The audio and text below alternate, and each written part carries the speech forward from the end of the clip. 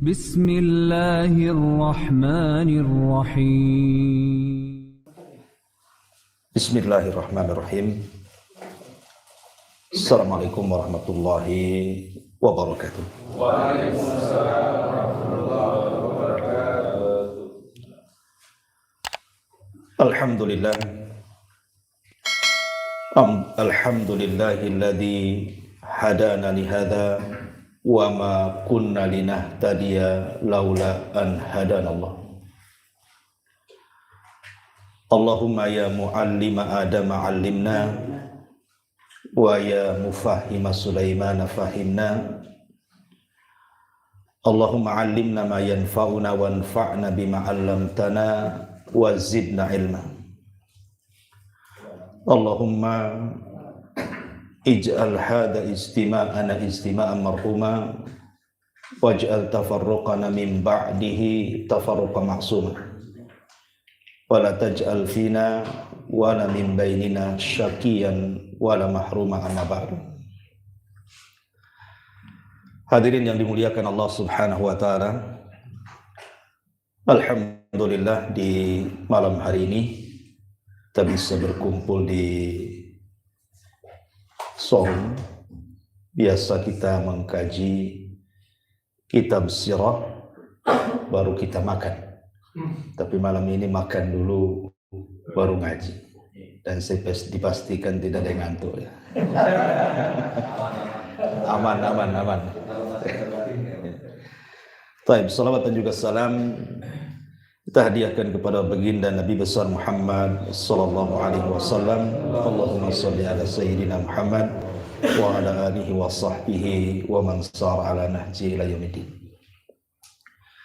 Tema malam ini bicara soal kekayaan.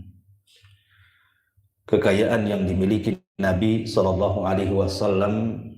Dari mana Rasul bisa kaya? Apakah Rasul itu kaya?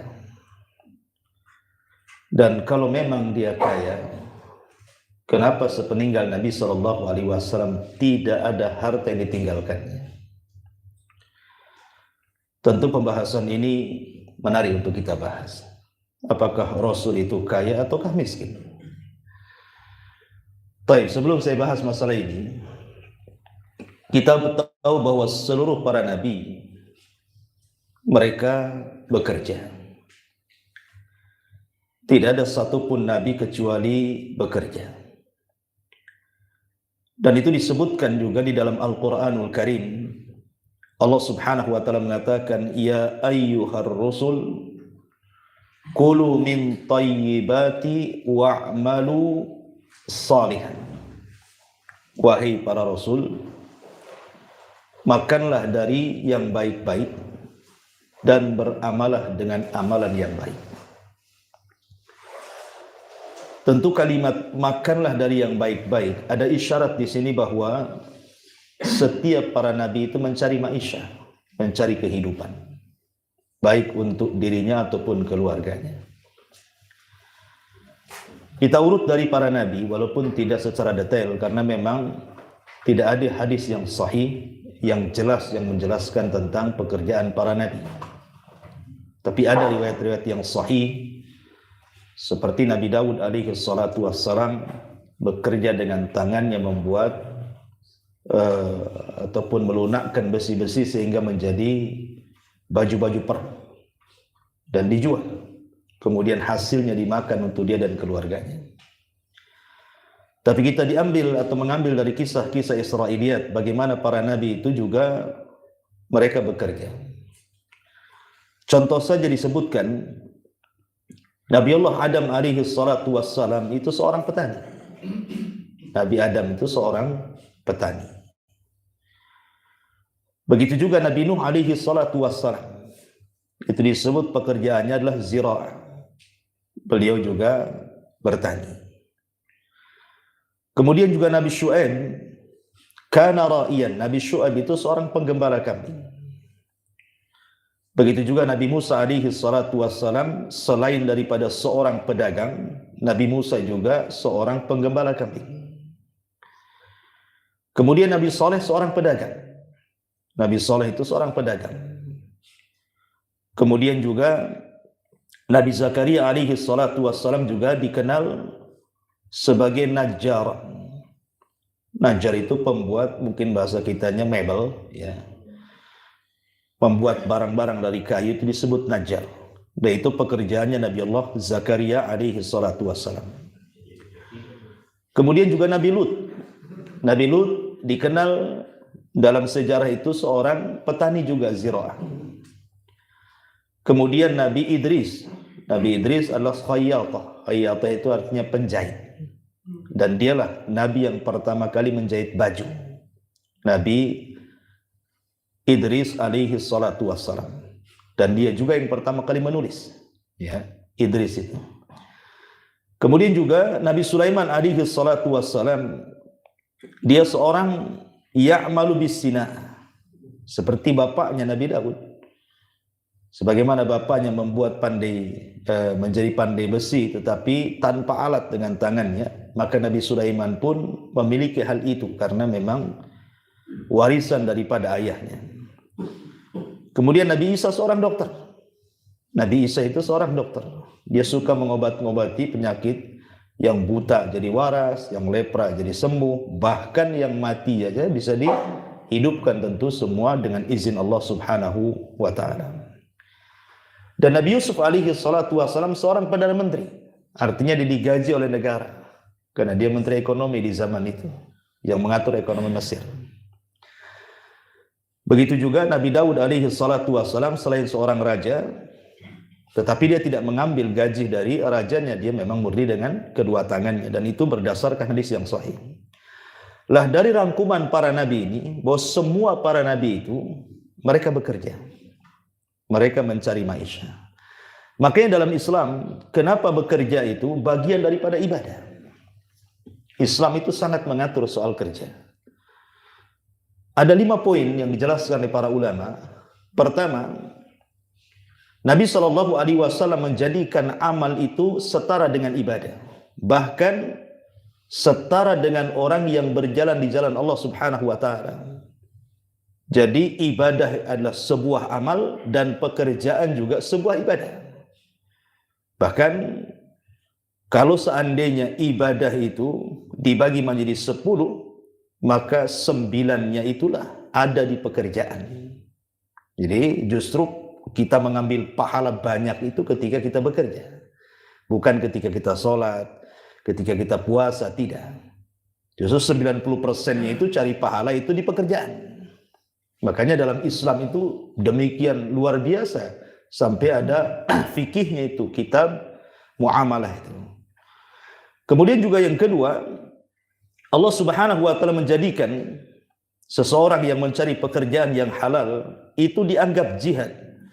Jadi kalau seandainya di antara kita yang mencari ma'isyah untuk keluarganya, memang niat keluarnya karena ingin menghidupi keluarganya karena Allah, seandainya Allah takdirkan, namanya pekerjaan ada risiko. Entah ketabrak, kemudian mati itu apa gitu kan. Maka ulama menganggap dia mati syahid. Ya, syahid di dunia maksudnya, bukan syahid di akhirat. Kemudian yang ketiga, Allah Subhanahu wa taala menjadikan ada dosa-dosa itu yang tidak bisa dihapus dengan sholat. Ada dosa-dosa yang tidak bisa dihapus dengan puasa. Tapi hanya bisa dihapus, kata Rasul, al-humum fi talabir rizki. Umum itu karena memikirkan bagaimana caranya seseorang itu mencari rizki yang halal untuk keluarganya. Jadi semata-mata berpikir saja untuk mencari rizki untuk keluarganya yang halal itu sudah bisa menghapuskan dosa. Ya, karena tanggung jawabnya akan besar, harus beri makan dirinya, istrinya, anaknya, pendidikannya dan begitu seterusnya. Termasuk juga Nabi SAW menjadikan kalau seseorang itu bukan hanya menghidupi dirinya, tetapi juga keluarganya, sampai kepada orang tuanya, sampai memberikan sedekah kepada kerabatnya, maka dia mendapatkan banyak pahala. Selain memang mendapatkan pahala sedekah kepada keluarganya, dia pun menyambung silaturahim dengan keluarganya. Dan tentu sebaik-baik pekerjaan adalah pekerjaan tangannya. Ya, artinya bekerja betul-betul dengan keringatnya, bukan meminta-minta. Karena Islam itu sangat mencela meminta-minta. Taib, kita masuk pada pembahasan kita. Ada satu pertanyaan yang diajukan oleh para ulama. Apakah Nabi SAW terlahir miskin ataukah terlahir kaya? Apakah Nabi SAW wulida ghaniyan sariyan? Apakah Nabi itu terlahir kaya, betul-betul kaya? Ataukah justru dia terlahir miskin? Kenapa kemudian pertanyaan ini diajukan? Jadi ada satu kisah, dikisahkan dari Imam Malik rahimahullahu ta'ala. Jadi ada seseorang di zaman Imam Malik, orang ini dicela karena kefakirannya. Ya, karena mungkin dia fakir, dicela. Kemudian orang yang dicela karena kefakiran ini menjawab dan mengatakan, la tu'ayyirni bil faqri. Jangan kau cela diriku karena kefakiranku, karena Rasul juga fakir. Dia penggembala kambing. Itu jawabannya.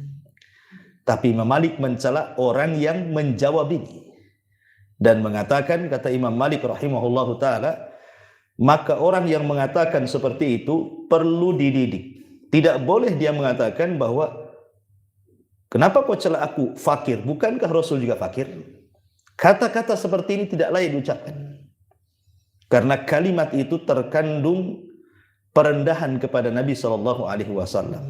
Makanya Imam Malik mengatakan orang yang menjawab seperti ini perlu dikasih pelajaran supaya beradab kepada Nabi. Nggak boleh kita mengatakan seperti itu. Ya. Kenapa demikian? Kenapa tidak boleh kita mengatakan, jangan kau cela saya ini miskin, bukankah Nabi juga miskin? Apa salahnya dalam kalimat ini? Kenapa tidak boleh kan itu, kata Imam Malik kan? Karena Nabi SAW sangat benci dengan kemiskinan. Ingat, Nabi itu benci dengan kemiskinan. Karena miskin itu musuh Islam. Kemiskinan itu musuh Islam. Makanya Allah Subhanahu wa ta'ala mengatakan, asyaitan ya'idukumul faqra wa ya'murukum bil fahsya. Setan itu menghembus-hembuskan ke telinga kita supaya kita jangan berinfak nanti miskin. Ya. Jangan berinfak nanti miskin.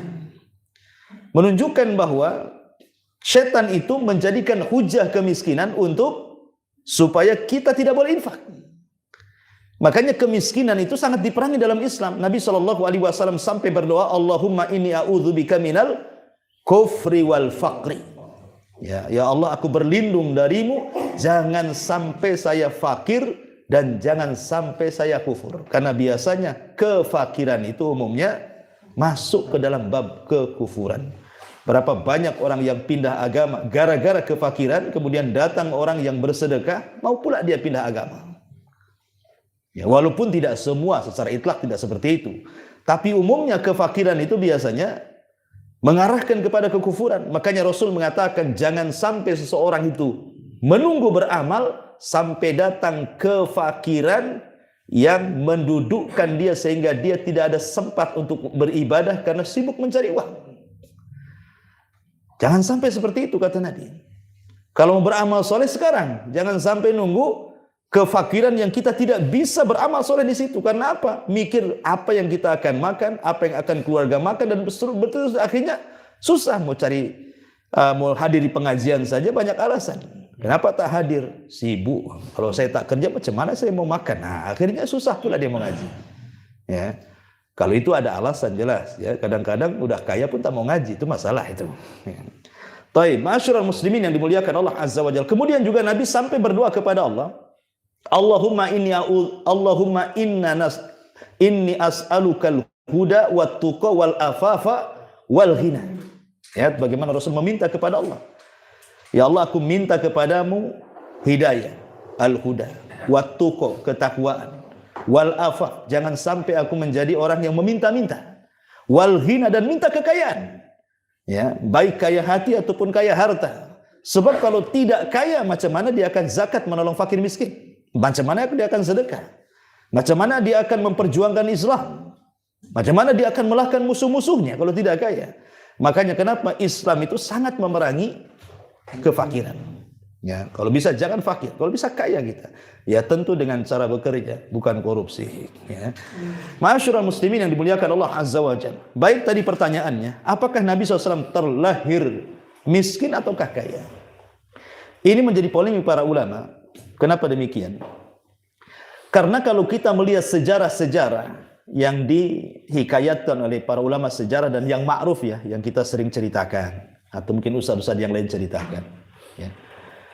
Bahwa ketika Nabi SAW terlahir, itu terlahir yatim.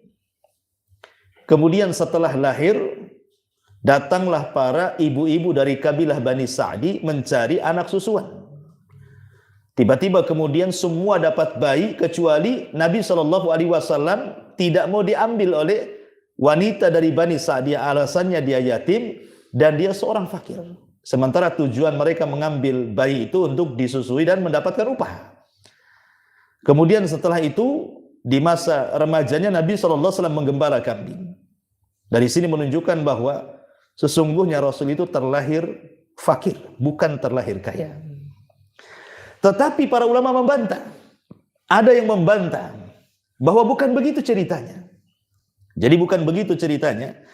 Dijelaskan oleh para ulama seperti yang dikatakan oleh Imam Ibnu Ishaq ya, dan juga yang lainnya. Bahwa Nabi SAW tidak terlahir fakir. Rasul itu terlahir kaya. Bagaimana tidak? Kakeknya Abdul Muthalib ini seorang pembesar Arab. Tidak mungkin dia fakir. Kakeknya loh. Ketika diserang Abu Roha saja, Abu Roha mengambil berapa ekor sapinya, untanya Abu Thalib? 200 ekor unta. Abu Thalib dicuri Abu Roha.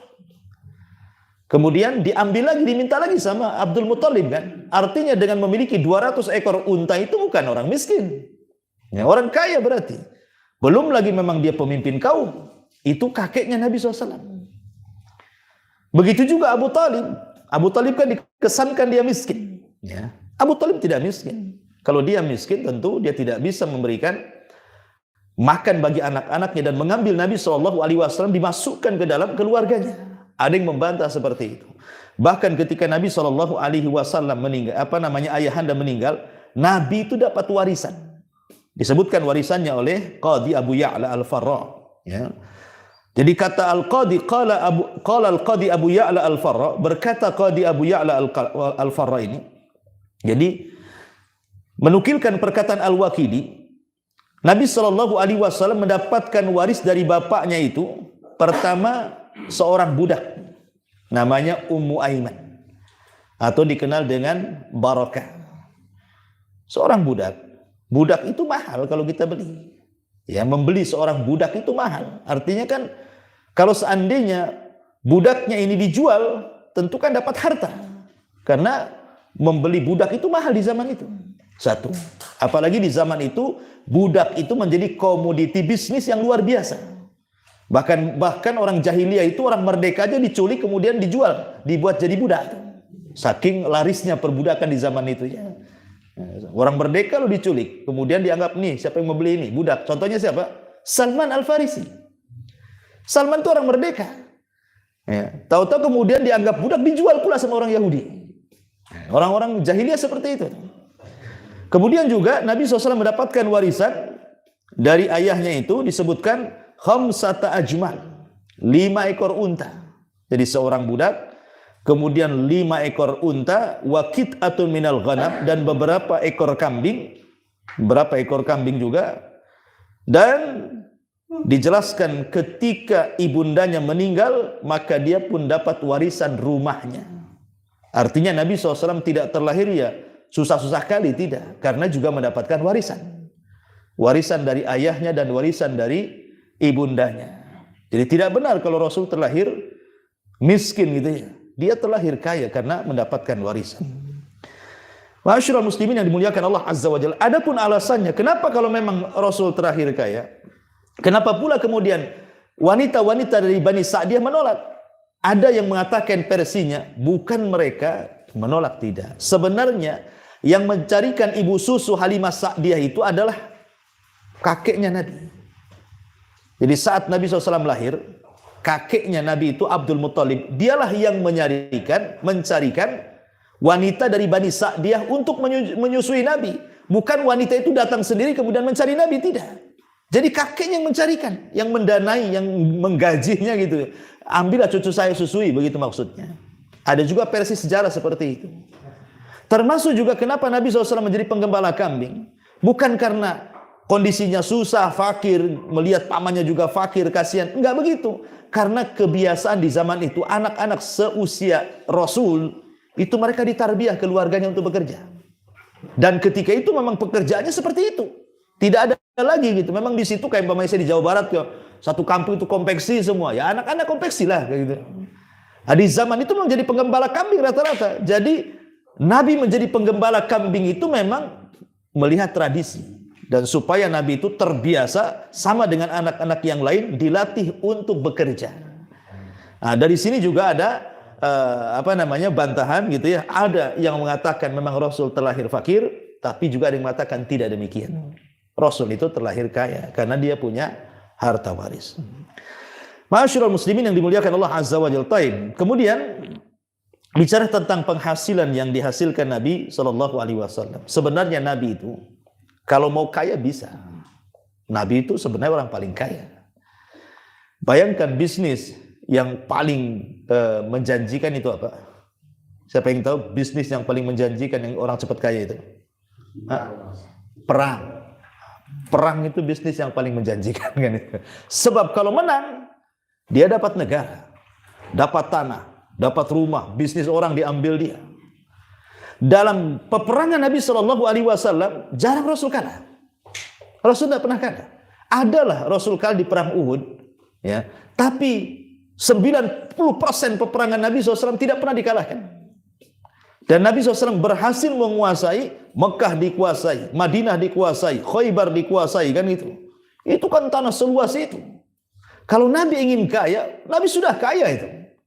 Karena kalau perang kalah gitu ya, musuhnya dapat negara dia.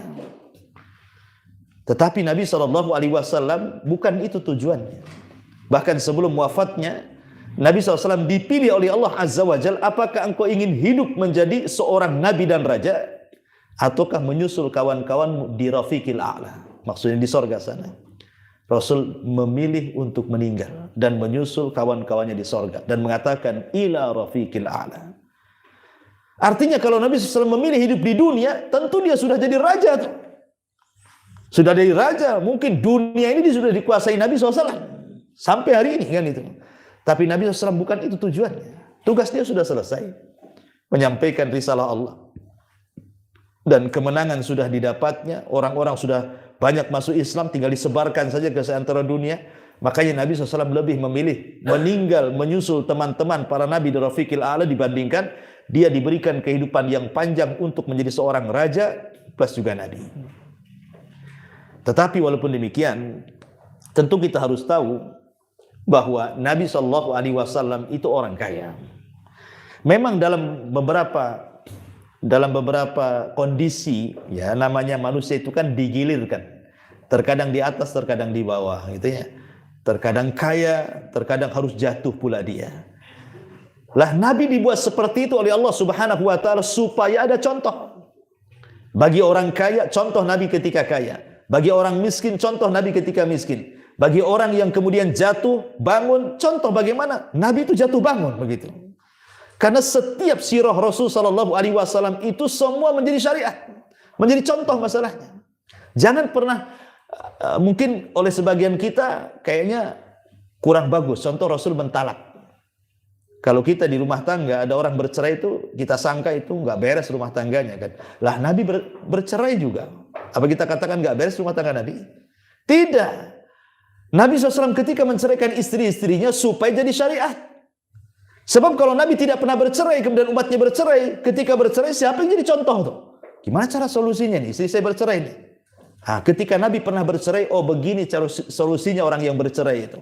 Begini cara solusinya orang rujuk. Begini cara solusinya orang mengancam cerai. Karena Rasul itu pernah bercerai rujuk, pernah bercerai tidak rujuk, dan pernah mengancam untuk menceraikan istrinya.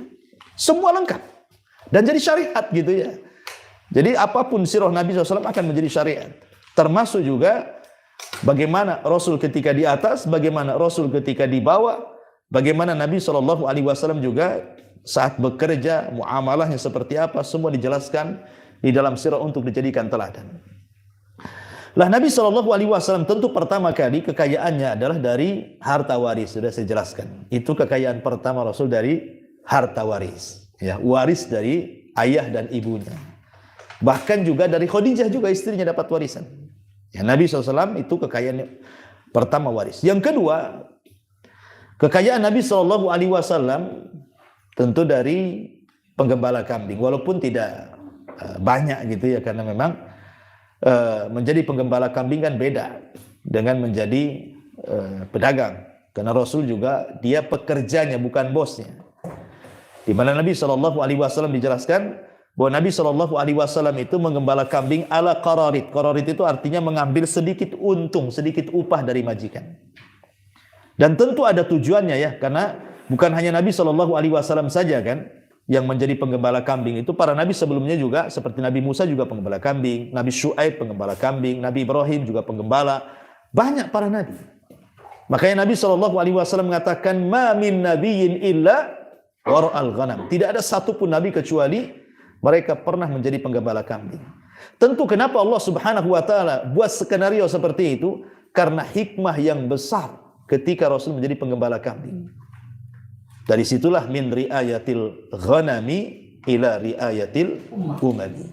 Berawal dari menggembala kambing, akhirnya dididik untuk menjadi penguasa umat.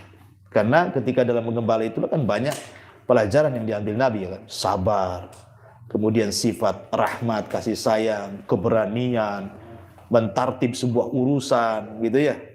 Kemudian juga disiplin, tanggung jawab, macam-macam. Ya. Justru ketika Nabi SAW menjadi penggembala kambing, inilah akhlaknya dikenal. Jadi kalau kawan sesamanya, itu mereka suka mencuri. Jadi kalau umpamanya ada orang kaya banyak kambingnya, kemudian di antara mereka ada yang menjadi pekerjanya, itu kadang-kadang dicuri air susunya. Jadi kambing-kambing yang beranak itu kan yang keluar susunya, mereka perah. Kemudian mereka jual tanpa sepengetahuan tuannya. Atau terkadang seandainya sebagian kambing itu beranak tanpa sepengetahuan tuannya, beranak 2 atau 3, maka mereka ambil 1 kemudian dijual. Atau terkadang mereka menganggap bahwa diterkam serigala sehingga kambingnya hilang, padahal mereka curi. Ya. Lah Nabi SAW kemudian menyelisih akhlak buruk kaumnya. Betul-betul dia merawat kambing tuannya itu dengan sedemikian rupa. Tidak pernah mengambil air susunya, tidak pernah berbohong soal kehilangan kambing dimakan serigalanya, tidak pula kalau beranak kemudian disembunyikan 1 dijual yang lainnya, tidak. Dan itu lama-lama terkenal, sangat terkenal. Dari situlah kemudian melekat kalimat Shadiqul Amin kepada Nabi SAW. Justru berawal dari penggembala kambing inilah akhlaknya kemudian tersebar di mana-mana bahwa Muhammad itu Shadiqul Amin, orangnya jujur dan juga amanah. Jadi sudah memang terpancar sejak masa remaja orangnya jujur dan amanah. Dan kalau sampai satu hari itu, ketika usia beliau sudah belasan tahun dan orang-orang sebayanya sudah menikah, jelaskan begitu.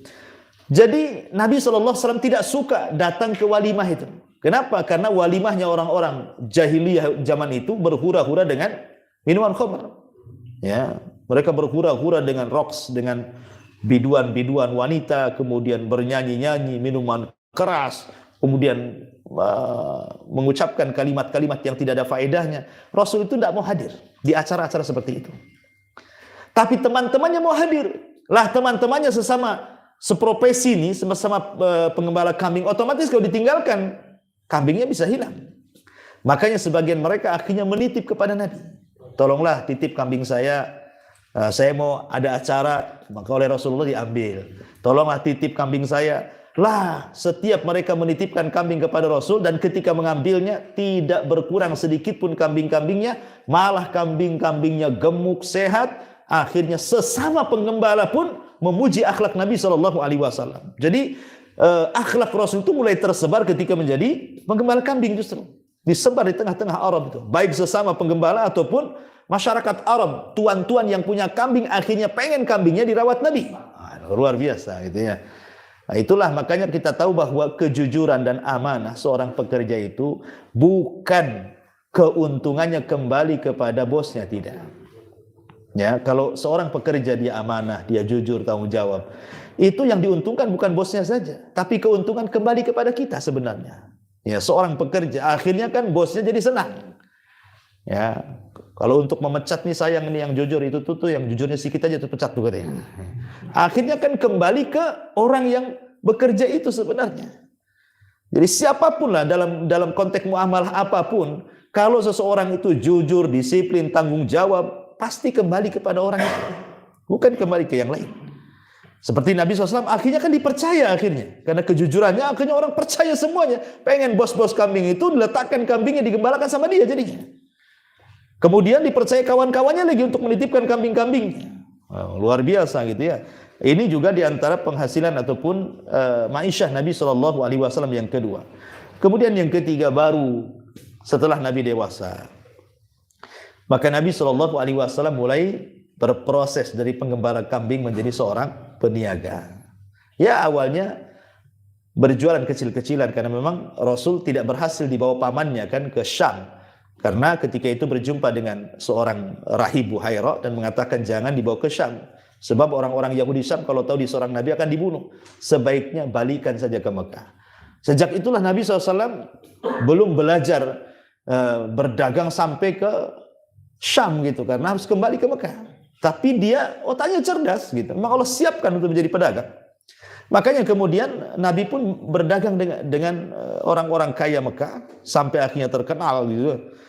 Lambat laun kemudian merambah ke dunia lain seperti ke Syam, ke Yaman, sampai dikenal kejujurannya oleh Khadijah bintu Khuwailid. Dan Khadijah bintu Khuwailid itu orang kaya, sampai-sampai Imam Zuhri rahimahullah taala mengatakan, kalau seandainya kekayaan Khadijah itu dijadikan satu, kemudian seluruh orang-orang kaya Mekah itu mengumpulkan kekayaannya, kemudian dibandingkan dengan kekayaan Khadijah itu menjangkau seluruh kekayaan laki-laki satu Arab kala itu. Memang kaya sekali Khadijah itu. Ya. Pertanyaannya, dari mana dia dapat kekayaan itu? Khadijah itu. Kok bisa kaya gitu Khadijah? Ya. Maka ulama sejarah kata Imam Ibnu Ishaq mengatakan Khadijah itu menikah 2 kali sebelum dengan Nabi. Dan 2 suaminya yang meninggal adalah seorang peniaga besar. Jadi seorang peniaga ulung, handal. Begitu juga suami keduanya. Suami pertamanya peniaga besar, suami keduanya juga sama. Jadi harta kekayaan Khadijah itu adalah peninggalan daripada 2 suaminya. Dijelaskan seperti itu. Ya, belum lagi memang Khadijah diberikan kecerdasan untuk mengelola kekayaannya. Makanya sudah kaya, lebih kaya lagi dengan pengelolaannya. Jadi ketika kemudian Khadijah kaya, ya tentu orang yang bergelut dengan bisnis suami sebelumnya kan berarti memang orang cerdas Khadijah ini. Ya, ketika dia bermuamalah dengan dinar, dirham, menambah kekayaannya, berarti bukan orang biasa itu. Orang mulia dan sangat disegani. Lah ketika mendengar bahwa ada anak muda yang sangat-sangat jujur, dikenal jual belinya, perdagangannya, maka tertariklah dia ingin bekerja sama dengan Nabi, tak tanggung-tanggung. Kalau dia biasanya mengirimkan dagangannya kepada para tujar, para pedagang selain Nabi SAW, terkadang Khadijah hati-hati, tidak banyak barang yang dia titipkan. Tapi entah kenapa ketika berjumpa dengan Nabi SAW sampai berlipat-lipat dia berani mudharabah, menanam saham kepada Nabi SAW, di mana Khadijah yang mendanai, Rasul yang memainkan modalnya. Subhanallah, tidak lain dan bukan karena Rasul sudah dikenal di tengah-tengah kaumnya. Dia orangnya amanah, dia orangnya jujur, supel, dan begitu seterusnya. Tidak pernah ada yang didolimi, dirugikan. Makanya dia berani jor-joran bahasa kitanya. Lah betul prediksi Khadijah. Ketika modalnya dipegang Rasul, rupanya mendapatkan keuntungan yang berlipat-lipat yang belum pernah dia dapat sebelumnya. Disitulah dia akhirnya jatuh cinta, akhirnya meminang Rasul, dan berakhir menjadi suaminya. Nabi SAW menjadi suami Khadijah. Dan itulah penghasilan terbesar Nabi SAW sepanjang sejarah. Menjadi peniaga. Wajar kalau Rasul mengatakan 99 rizki Allah itu ada di perniagaan. Ya, 99% rizki Allah itu ada di perniagaan. Karena seorang peniaga itu dia bebas, dia bosnya bahasanya kan itu. Tapi kalau pekerja ataupun mungkin bahasa kita pegawai negeri, kerja sama pemerintah atau kerja yang gajinya tetap tiap bulan, ya segitu saja kekayaannya. Ya kalau ingin kaya korupsi lah kan itu ya. Ma'asyiral muslimin yang dimuliakan Allah Azza wa Jalla, intinya bahwa Nabi SAW mendapatkan harta kekayaan yang luar biasa saat dia menjadi pedagang dan saat dia menikah dengan Khadijah, di mana seluruh kekayaan Khadijah betul-betul diserahkan kepada Rasul. Itulah puncak karir Nabi. Kalau dulu kan dagang kan sebatas modal dikasihkan Khadijah kan. Sekarang perusahaan Khadijah dipegang dia. Apalagi kaya itu, kaya sekali. Makanya kalau antum ingin kaya, cari janda kaya. Itu memang paling cepat itu. Itu ndak usah usaha. Tapi jandanya percaya nggak sama antum, itu saja masalahnya. Atau konotaris pula, ya, bagi-bagi harta. Ini atas nama kamu, atas nama saya. Tak jadi. Intinya bahwa Nabi SAW disitulah puncak karirnya. Masalahnya, ketika Nabi SAW di usia 40 tahun, kemudian dia diangkat menjadi Nabi dan Rasul. Memang Rasul berhenti, tidak lagi menjadi pengusaha. Ketika beliau menjadi Nabi, kemudian diangkat lagi 6 bulan setelahnya menjadi Rasul, memang tensi bisnisnya betul-betul berkurang. Ya, karena dia fokus dengan tugas Allah Subhanahu wa taala. Mulailah dia berdakwah. Sudah tidak berjualan, tetapi kan kekayaannya masih banyak kan itu. Ya, baik kekayaan Khadijah sendiri atau kekayaan Nabi SAW sendiri. Sehingga dengan kekayaan yang ada itulah kemudian Rasul berdakwah. Dia tidak menyibukkan lagi dengan bisnis. Berdakwah gitu ya.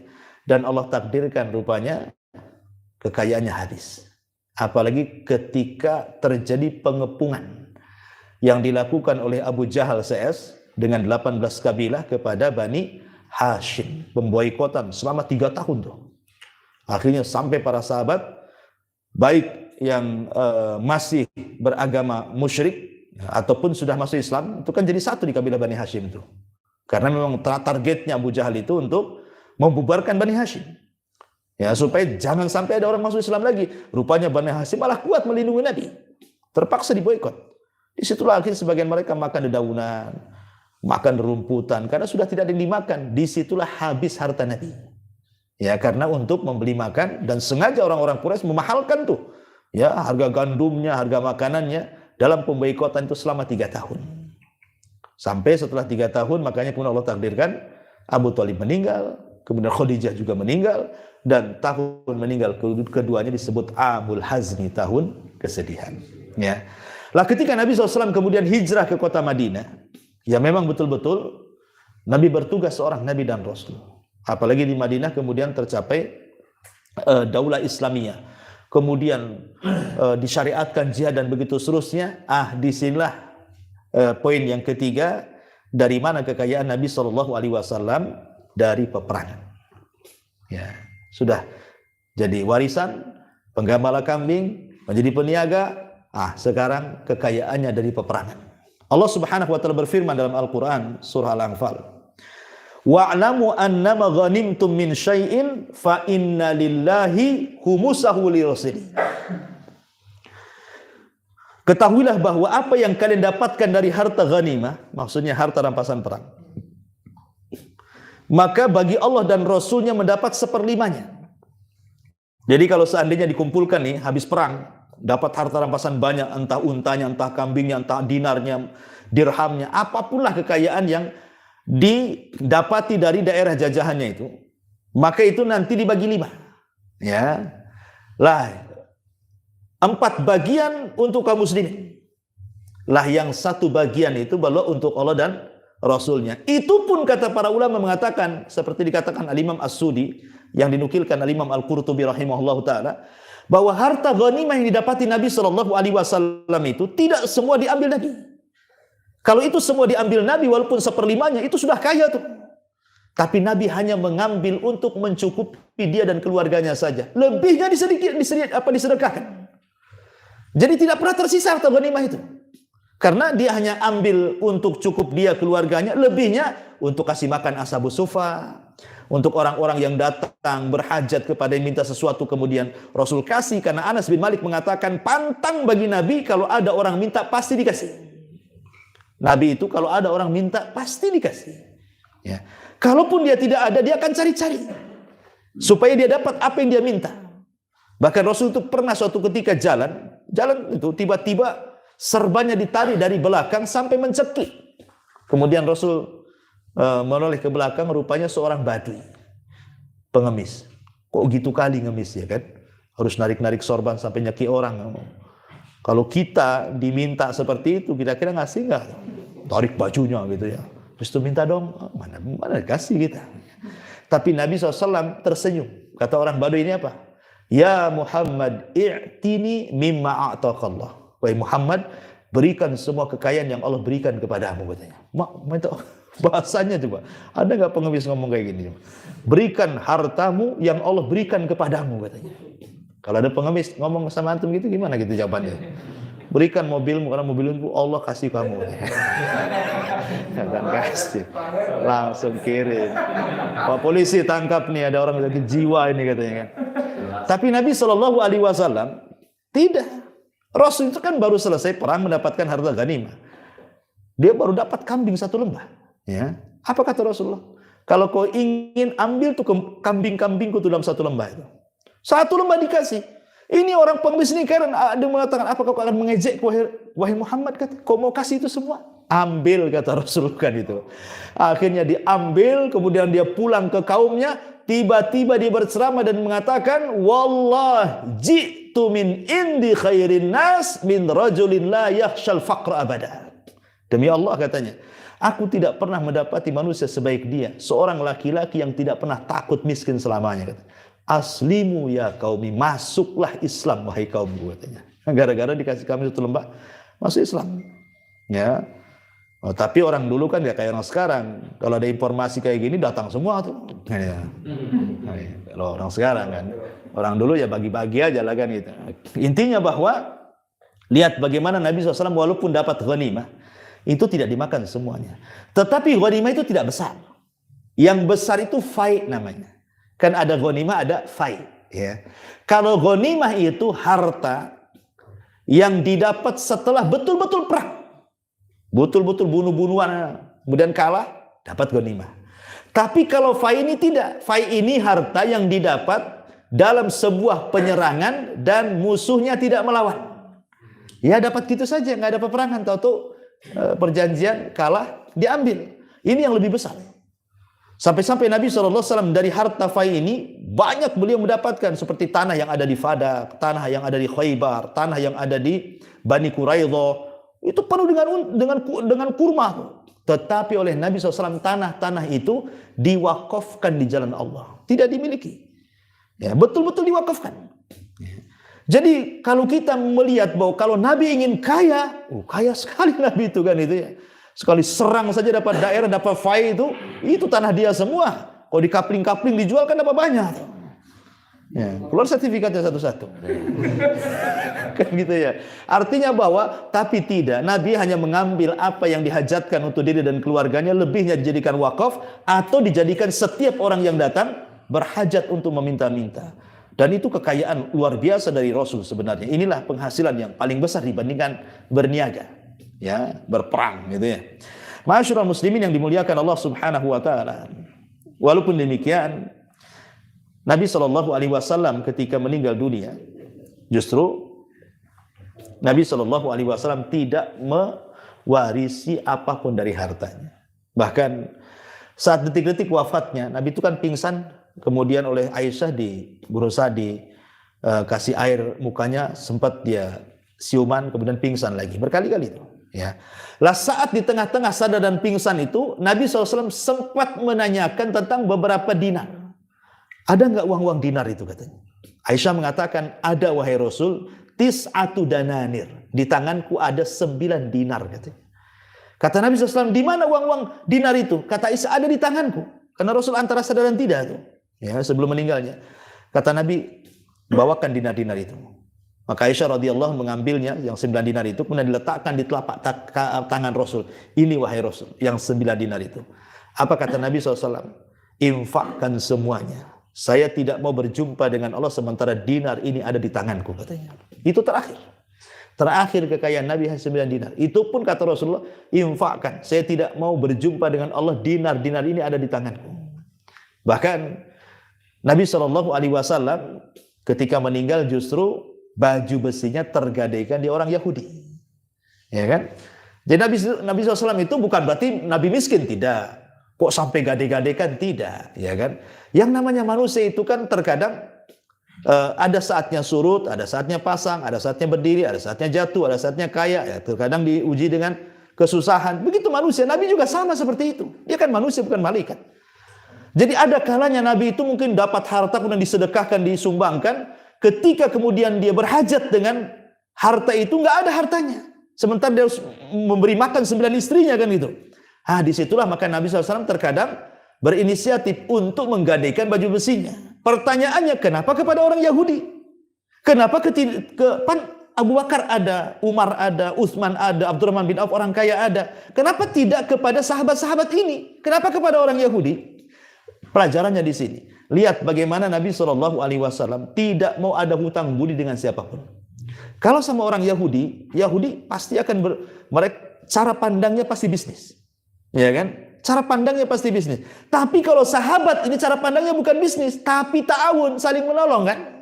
Bisa saja kemudian Rasul datang kepada Abu Bakar, ini saya punya baju besi, saya pinjam 1 karung gandum. Mungkin Abu Bakar tidak akan mau. Ambil aja berasnya kan itu, ngapain pula harus gade-gadekan. Itu kan konsep kita yang gitu-gitu itu. Biasanya kita cari kawan dekat gitu kan. Kalau kawan kan enak nih. Bisalah ambil showroom di kawan, udah kenal kan gitu. Gitu kan. Daripada nggak kenal Cina-Cina itu kan gitu ya. Bagus kesini, siapa tahu dapat keringanan. Ya. Jadi itulah konsep kita kan itu ya. Memang kalau bisa ada ta'awun, bukan bisnis kan. Nabi itu dia tidak mau seperti itu. Dia tidak mau ada jasa. Tidak ada mau jasa. Makanya mencari orang yang tidak kenal. Mencari orang Yahudi. Karena orang Yahudi itu hitungannya pasti bisnis. Ya kan? Dan tidak ada jasa. Kemudian yang kedua, Rasul tidak pinjam uang. Rasul tidak hutang. Rasul menggadaikan. Namanya barang jaminan lebih mahal daripada barang yang dipinjamnya. Masa kalau kita pinjam sesuatu kemudian jaminannya lebih murah, mana ada yang mau?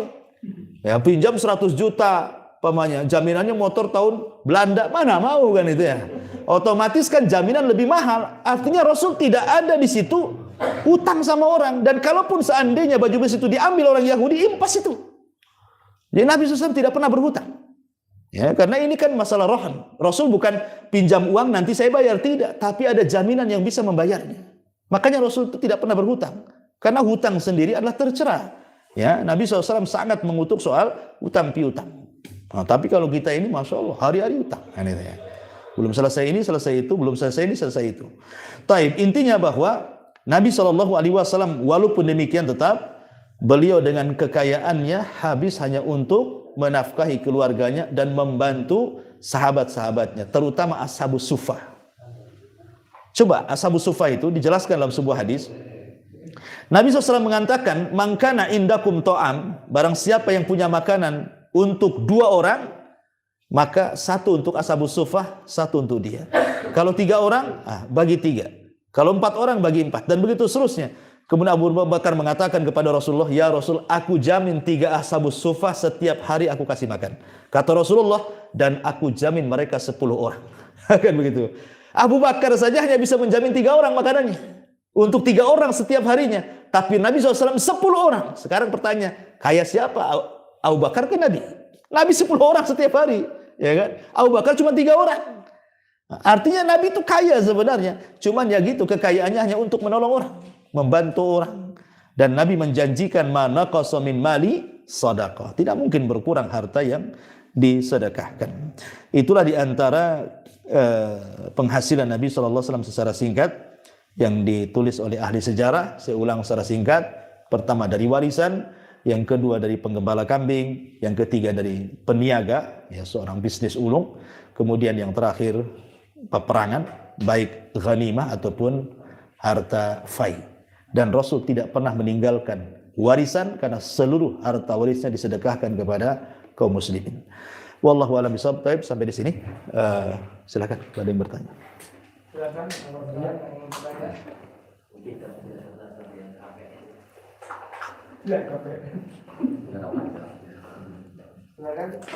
Assalamualaikum warahmatullahi wabarakatuh. Waalaikumsalam. Sebenarnya saya cuma mau tahu aja sih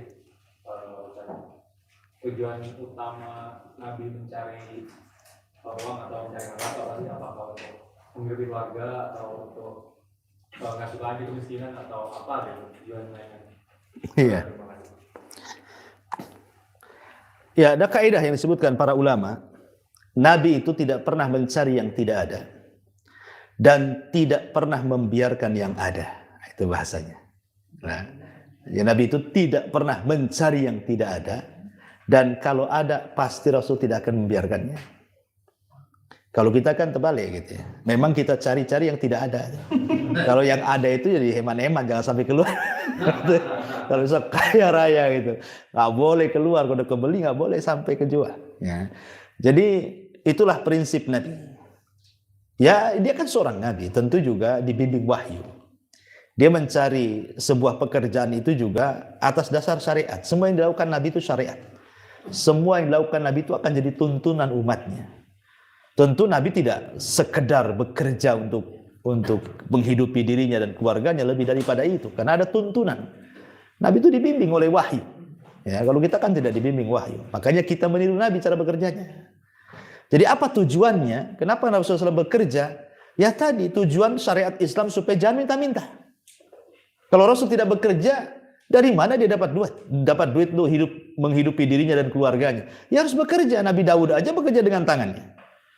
Ya, semua para nabi sebagian mereka juga seorang petani, pedagang, najjar, mebel, dan begitu seterusnya, supaya jangan meminta-minta. Karena yadul ulya khairun min yadis sufla. Tangan di atas itu lebih baik daripada tangan di bawah. Dan Rasul sangat mencela. Nanti pada hari kiamat orang yang suka minta-minta itu datang kepada Allah tanpa ada daging di tulangnya, di wajahnya. Jadi datang itu buat tengkorak aja dia ke hadapan Allah. Karena meminta-minta tercela. Islam hanya membolehkan 3 orang saja yang minta-minta. Hanya 3 orang, selebihnya tidak boleh. Pertama, orang yang memang fakir miskin disaksikan orang-orang adil, memang dia miskin. Pamannya ada janda tua sudah 60-70 tahun, stroke terbaring, nggak ada diurus anak-anaknya. Ya, kata RT RW itu kasihan hidupnya. Nah, kalau yang seperti ini boleh. Memang dia miskin kan gitu. Nggak ada yang tanggung jawab. Sudah tua, janda lagi. Mau nolong pun malas kan udah tua kan itu. Soalnya masih muda bisa lah kan. Artinya bahwa kalau ada disaksikan oleh orang yang adil, orang yang amanah bahwa dia miskin dan memang dia miskin dan tidak bisa mencari pekerjaan, boleh minta-minta. Itu pun hanya sekedar untuk kebutuhan hajat perutnya saja. 2, atau orang kaya. Di kampungnya kaya raya. Safar ke Batam, hilang dompetnya. Cuman hilang dompet nih. Nomor telepon tak ada. Anggaplah zaman bahula belum ada handphone gitu kan. Nggak tahu siapa yang dihubungi. Terpaksalah dia minta-minta. Padahal paling kaya tuh di kampungnya kan. Tapi karena hilang dompetnya, hilang kekayaannya. Sebenarnya kalau ada telepon bisa dia kirim, tapi tidak bisa komunikasi dia. Terpaksalah dia minta-minta supaya dia bisa mengganjal perutnya. Ini yang kedua. Yang ketiga yang boleh minta-minta itu, atau dia nolong orang. Umpamanya kita punya saudara, punya hutangnya ratusan juta. Terpaksalah untuk bantu saudara kita jual rumah kita, akhirnya kita ngontrak pula. Gara-gara nolong orang, akhirnya kita jadi miskin. Kita boleh meminta-minta, itu pun hanya sebagai penutup perut kita saja. Nggak boleh berlebihan. Ya, jadi kalau 3 orang ini kata Rasul boleh. Selain 3 orang tak boleh. Makanya kita kalau lihat di lampu-lampu merah itu kan gimana? Coba. Orang suruh minta-minta di situ. Masyarakat jangan nggak usah dikasih lah, ngapain kan?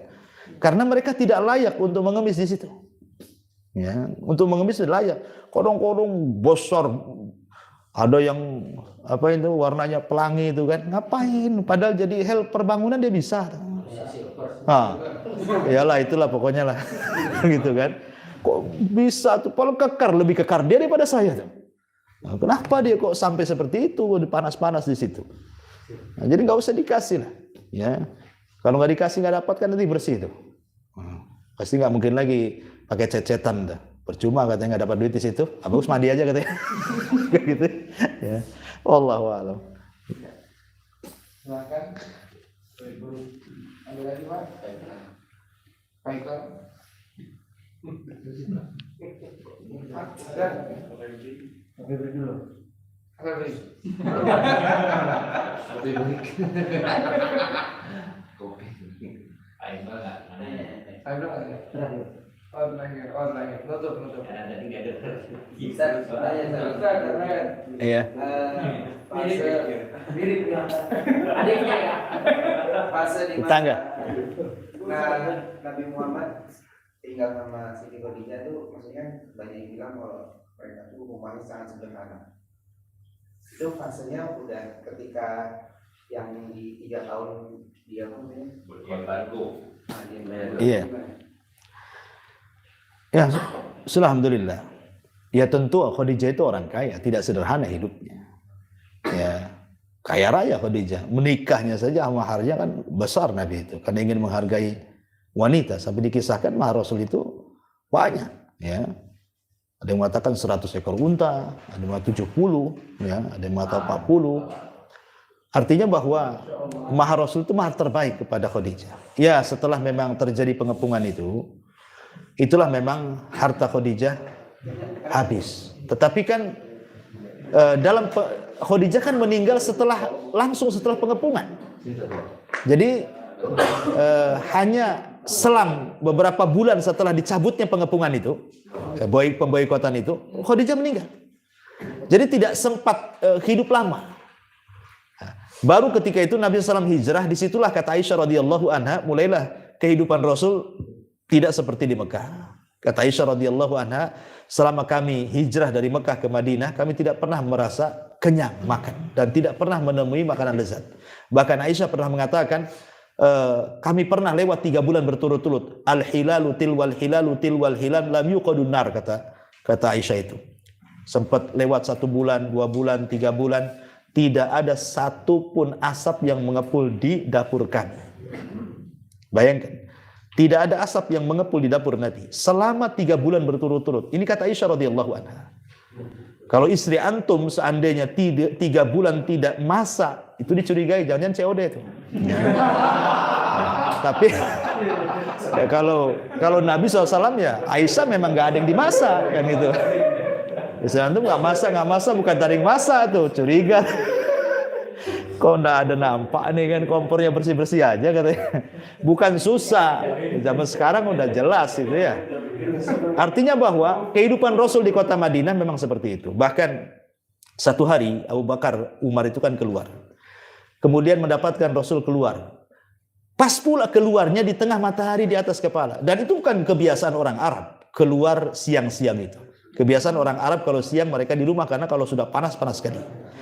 Jadi Abu Bakar dan Umar itu bertanya kepada Rasulullah, ya, kenapa sampai keluar? Maka Rasul bertanya balik, wa ma akhrajakuma, apa yang membuat kalian berdua keluar? Ini kan waktu terik-teriknya matahari di atas kepala, kenapa kau tak tidur di rumah? Ya, apa kata Abu Bakar dan Umar? Ya Rasul, kami lapar wahai Rasul. Akhirnya untuk menunjukkan bahwa keduanya lapar, bajunya disingkap. Ingat, bajunya orang dulu itu kayak kain ihram, bukan kayak antum-antum kayak gini. Ya, jadi bajunya orang-orang dulu di zaman Nabi ya pakai kain ihram, itu bajunya kayak gitu ke sehariannya. Jadi kalau perutnya itu lapar kemudian diletakkan batu dan diikat, nampak. Ya, orang dulu itu kan kalau ingin menahan lapar dengan cara meletakkan batu di perut kemudian diikatkan di perut, ditekan ke dalam supaya mengurangi lapar. Jadi ketahuan tuh kalau Abu Bakar Umar lapar itu dari batu yang diganjalkan di perutnya. Ya. Kemudian keduanya bertanya kepada Rasul, lalu apa yang membuat Anda keluar wahai Rasul? Kata Rasul, sama wahai Abu Bakar. Apa yang membuat Anda keluar? Keluar, itulah yang membuat saya juga keluar. Kemudian Rasul menyingkap pakaiannya, rupanya 2 batu. Bayangkan, 2 batu yang diletakkan di perut Nabi. Berarti kan Rasul lebih lapar dibandingkan Abu Bakar dan Umar. Gitu. Nah, kalau Abu Bakar mah 1 batu saja, kalau Rasul 2 batu. Ya, dan itu kan cara orang dulu, makanya ini juga bisa kita pakai ya. Kalau Anda lapar itu bawa batu aja, taruh di perut, kasih selendang gitu kan. Nah, coba. Tapi kan nggak ada yang terjadi. Kalau antum lapar pasti cari bakso dan mie ayam tuh. Nggak ada cerita pakai batu-batu kan. Karena orang sekarang alhamdulillah ya, nggak ada orang kelaparan. Taib. Akhirnya ketika itu Rasul dan Abu Bakar diajak ke perbatasan kota Madinah. Disitulah berjumpa dengan Abu Khaitham. Kemudian Abu Khaitham karena seorang Ansor yang luar biasa dermawannya, kemudian disembelihkan seekor kambing. Hampir-hampir Abu Khaitham ini menyembelih kambing terbaik. Ya, kambing pejantan maka Rasul mengatakan, "Iyyaka wal halub," kata Rasul. Jangan kau sembelih kambing yang bagus itu. Ya, sembelih saja kambing yang ini, yang kurus, yang jelek, kata Nabi kan. Ini namanya adab tamu. Ya, adab tamu. Bagaimana Rasulullah melarang tuan rumah jangan menyembelih kambing yang bagus. Ya, tapi sembelihlah kambing ini. Kalau antum kan enggak kan itu ya. Ini ke bakso yang lain lah katanya. Nah, itulah kita kadang-kadang ya, gak bersyukur udah dikasih masih juga minta.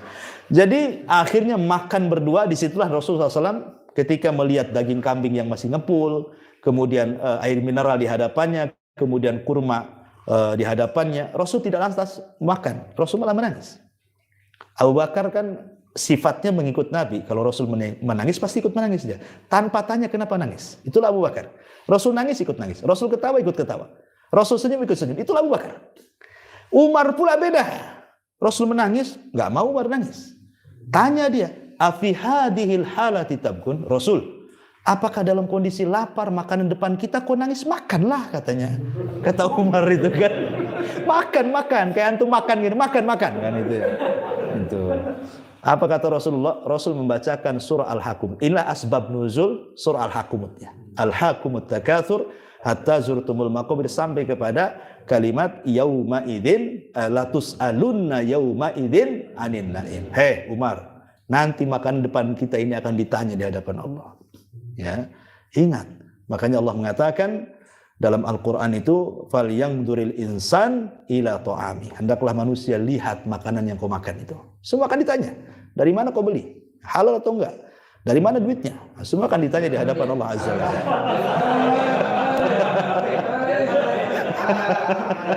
Halal. Insya Allah halal. Nanti pulang itu kan ada sisa juga, bisa dibawa nanti. Baik. Ya, begitulah jawabannya. Jadi fase-fase itu sederhana dengan Khadijah itu sebentar saja. Ketika pengepungan, karena setelah pengepungan kan Khadijah langsung meninggal. Ya, dan itu kan sudah dekat-dekat hijrah Nabi. Wallahu a'lam.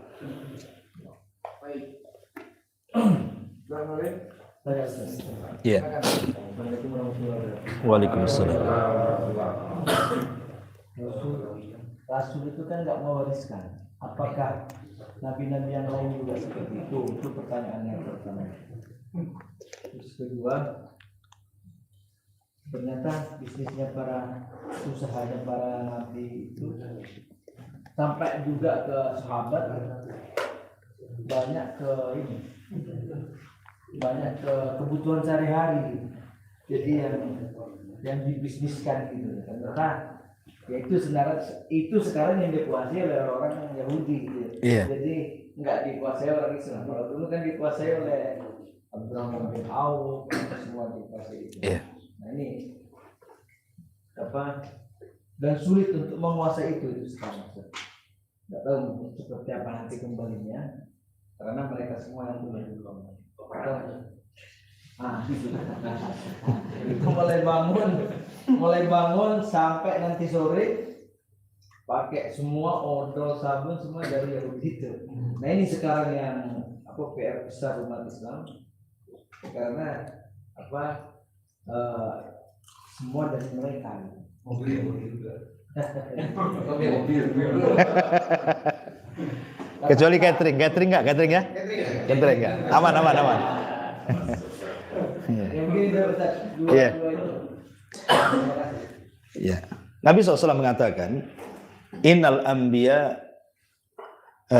ulama warathatul anbiya.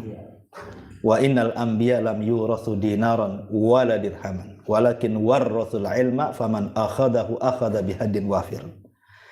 Ulama itu pewaris para nabi, dan para nabi, ingat kalimatnya para nabi, bukan Nabi Muhammad, tapi para nabi.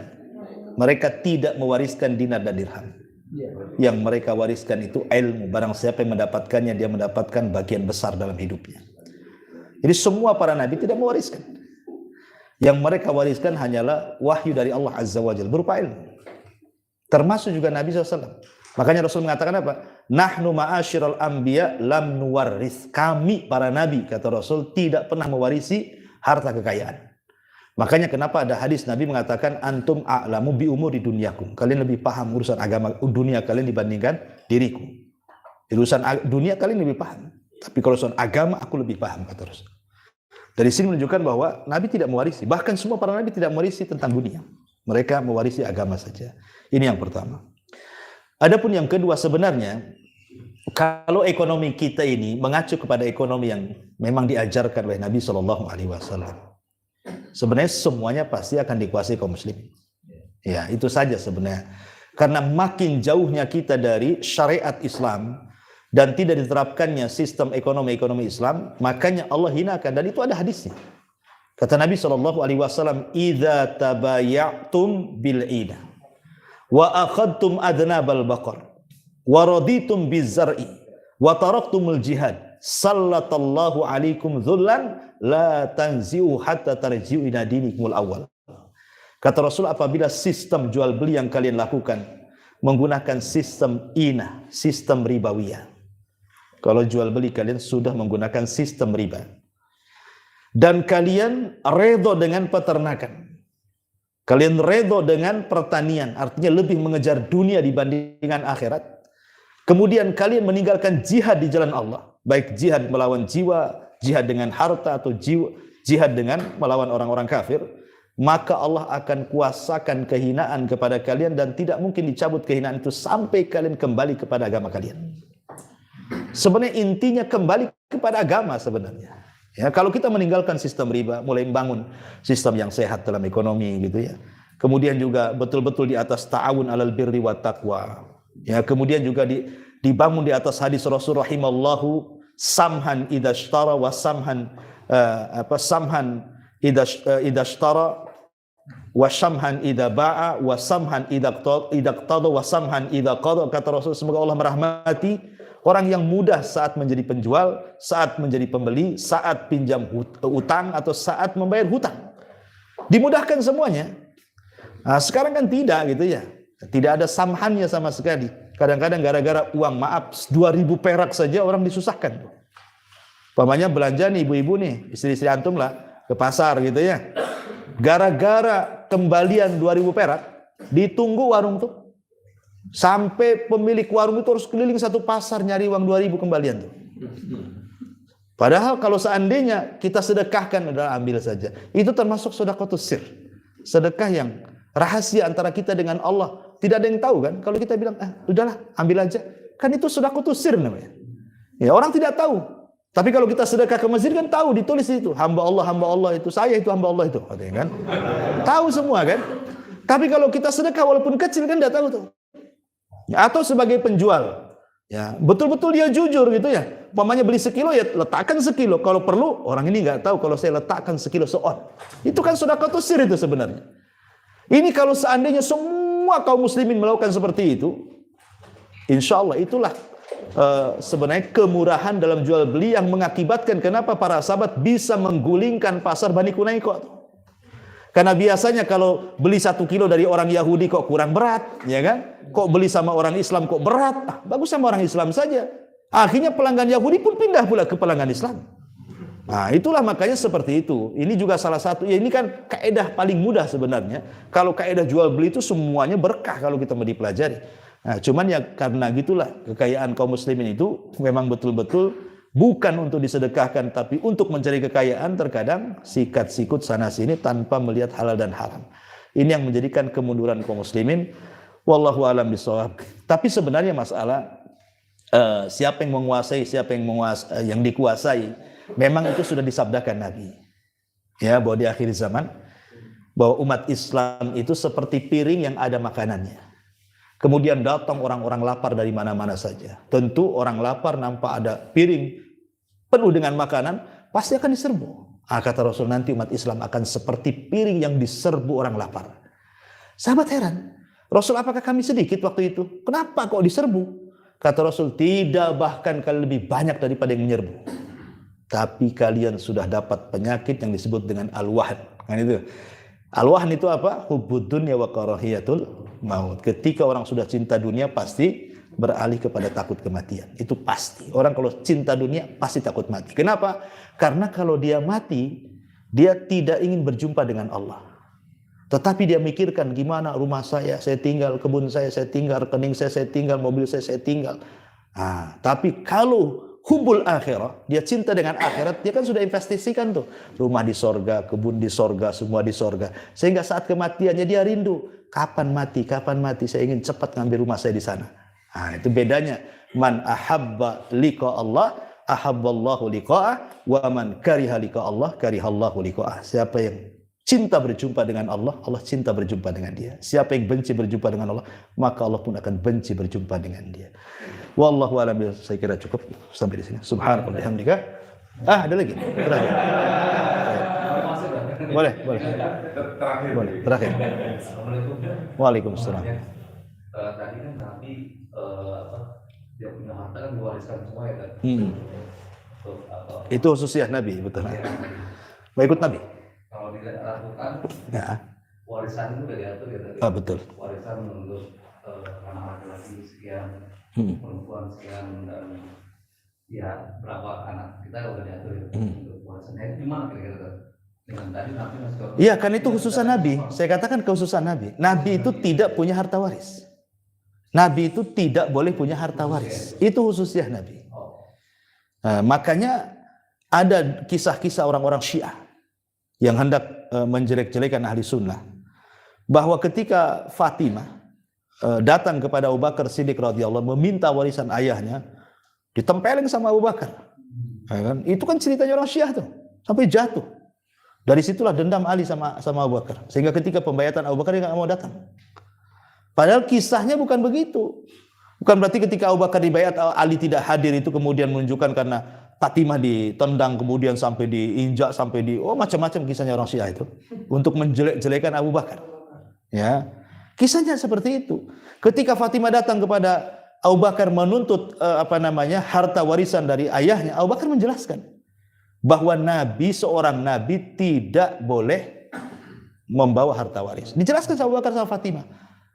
Tapi walaupun Abu Bakar Siddiq radhiyallahu anhu tidak memberikan harta Rasul yang ada di Fadak kepada Fatimah, tetap saja semua kehidupan anak-anak Nabi ditanggung Abu Bakar.